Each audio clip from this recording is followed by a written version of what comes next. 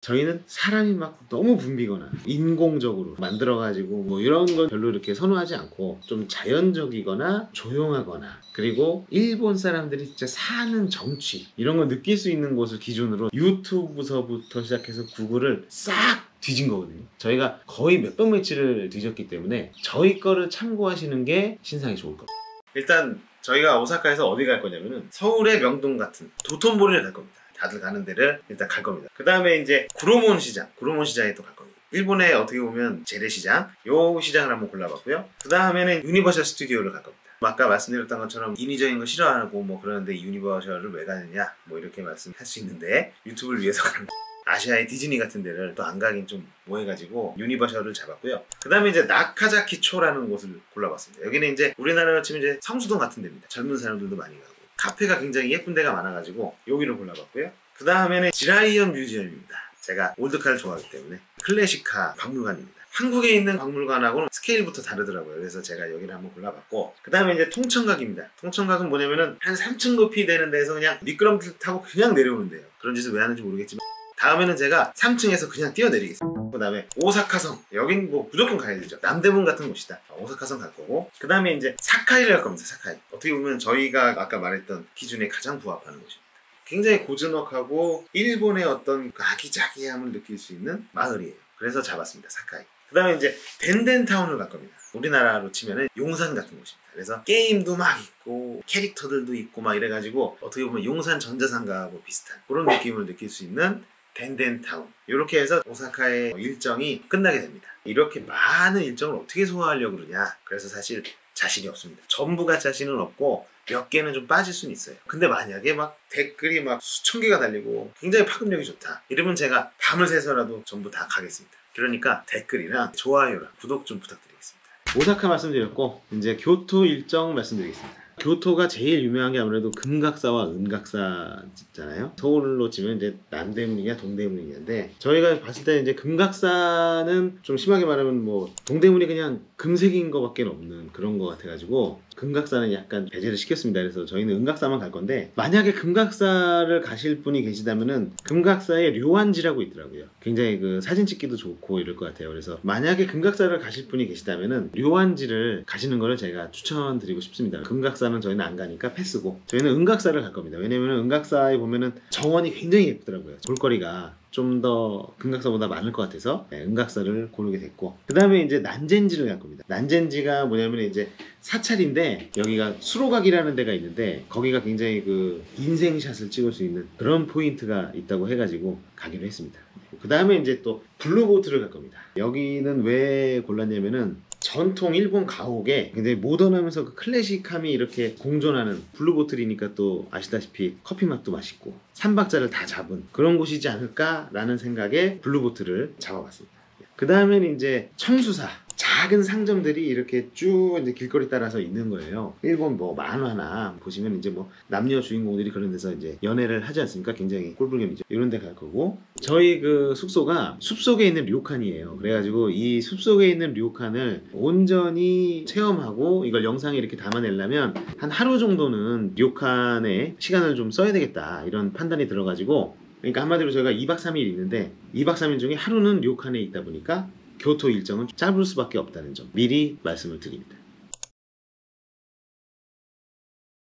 아까 오전에는 제가 전체적인 일정을 말씀드렸다면은 지금은 이제 먹는 거에 대해서 설명을 한번 드려보겠습니다. 오사카에서는 총 4박 5일을 있는데 첫 번째 먹을 거는 이제 모미지라는 곳인데, 여기는 오코노미야끼랑 돈페야끼가 유명한 곳이고요. 한국 사람들한테 굉장히 인기가 많다 그래서 제가 한번 가서 직접 먹어보고, 또 제 영상을 쭉 보셨으면 이제 아시겠지만 제가 워낙 맛평가를 굉장히 잘하고 있기 때문에 객관적으로 맛평가를 한번 해보겠습니다. 그리고 두 번째로 이제 봇콧이라는 곳입니다. 저희가 아는 라면들이 약간 뭐 붉은 게 있고 뭐 약간 맑은 라면 있고 한데 여기는 검은 라면이랍니다. 검은색 라면. 그리고 타마고로라는 곳을 갑니다. 타마고로, 여기는 이제 츠케멘을 하는 곳인데, 츠케멘이 뭐냐면 우리나라로 하면 이제 뭐 비빔면 되겠죠. 또 가는 데가 어디냐면은 맨야 조로쿠라는 곳입니다. 여기가 오사카 현지인이 뽑은 1위 라면이랍니다. 한국 사람이 맛있다고 한 곳과 일본 현지인이 뽑은 라면집이 어떻게 다른가, 이것도 한번 제가 한번 비교를 해가지고 영상을 찍어 보겠습니다. 또 있습니다. 미쉐린 라면. 여기 뭐냐면은 미쉐린 사이트 들어가면은 라면집 이렇게 좀 카테고리가 이렇게 있어요. 거기서 한 곳을 이제 지정해서 이렇게 갈 건데, 아무래도 미쉐린에 이렇게 선정됐다는 거는 그래도 또 어느 정도 기본은 하는 집이다 이렇게 볼 수가 있기 때문에 미쉐린에서 선정한 라면집을 갈 거고요. 그리고 미쉐린은 한국 사람들은 약간 미슐랭으로 많이 부르고 있습니다. 그래서 두 개 다 틀린 건 아니니까 따지지 마시고요. 그 다음에 스시 마츠모토. 네, 여기도 제가 지금 기대하고 있는 집 중에 하나인데, 간략하게 역사를 설명해 드리면은 이분이 일본에서 스시를 하시다가, 그다음에 한국의 조선호텔에 스카웃돼서 한국의 조선호텔에서 하시다가 또 이제 일본으로 넘어가셔가지고 마츠모토라는 스시집을 여신 거예요. 또 그걸 이제 오사카에 분점을 내셨나 봐요. 그래서 제가 이 마츠모토 상의 스시를 한번 오사카에서 한번 느껴보려고 합니다.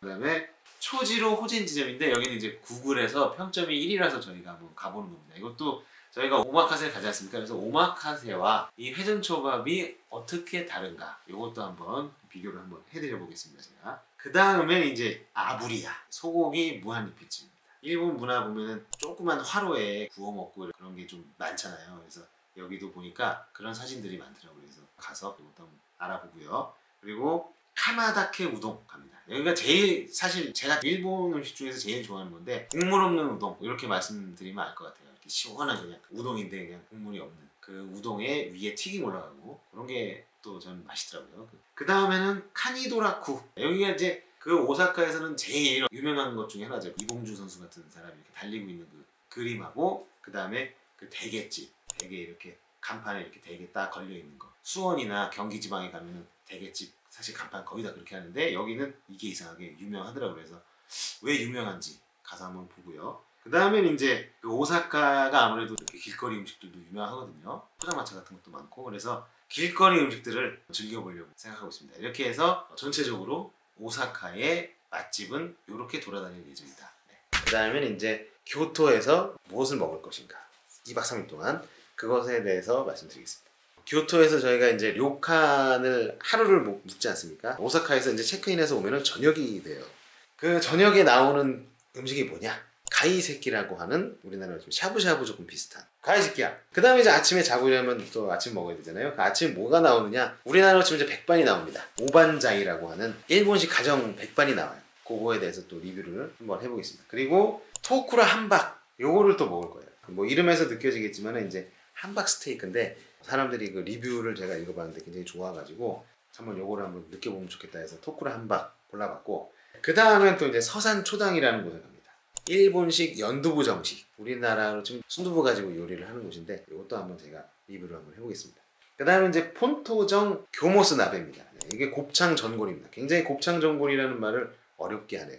곱창 전골은 우리나라에서 굉장히 많이들 드시잖아요. 그래서 이게 또 약간 궁금하더라고요. 또 외국 나가보면 이 내장 가지고 하는 음식이 사실 굉장히 고급 요리예요. 왜냐면 그 잡내 잡기도 힘들고 막 이래서 굉장히 고급 요리인데, 일본에서 해석한 곱창 전골은 어떤 맛일까? 이게 좀 궁금해서 한번 잡아봤고, 그 다음에 이제 편의점 음식들. 저는 사실 이게 제일 기대가 되거든요. 편의점 음식들이 왜 기대가 되냐면, 2000년도 초중반에도 일본의 편의점 음식이 그렇게 잘 돼 있다 이런 얘기를 제가 막 들을 정도로, 제가 그때는 이제 학생이었는데 2022년에는 얼마나 더 발전했는지 요걸 한번 제가 궁금해서 담아봤습니다. 그 다음엔 기온 도쿠야. 네, 요거는 이제 디저트입니다. 제일 유명한 거죠. 모찌하고 우지말차. 말차인 거 보면 이제 녹차. 네, 우지말차, 우지말.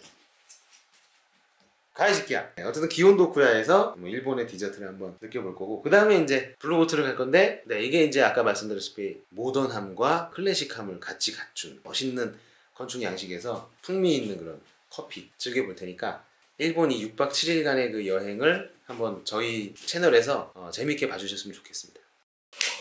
네, 이거 맞은 거 아닙니다. 이거는 이제 슬라이드 친 겁니다. 오해하지 마시고. 전 괜찮아요. 저희의 어떤 그 일본 여행 영상이 다 올라온 후에 꿀팁하고 또 여행 경비하고 이 스팟이 인생샷을 남길 수 있는 곳이더라, 이렇게 딱 일목요연하게 해가지고 정리해서 또 영상을 올릴 예정이니까요. 구독하고 좋아요 부탁드리겠습니다. 제발.